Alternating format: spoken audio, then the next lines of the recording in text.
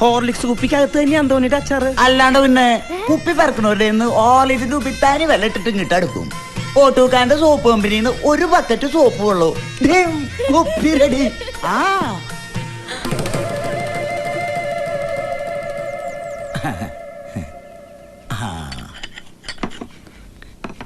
ഇത് നമ്മടെ അച്ചാറാ ഉണ്ണുണീസ്.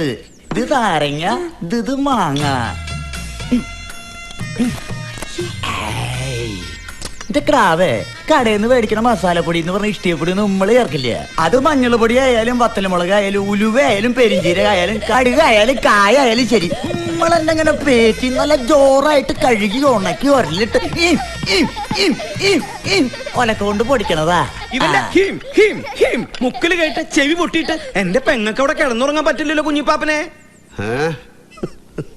പെണ്ണിന്റെ അപ്പം തരുന്ന 5 ഏക്കർ വെള്ളം ഇറങ്ങാത്ത കുണ്ടുകുഴി മതിയോ നിനക്ക്?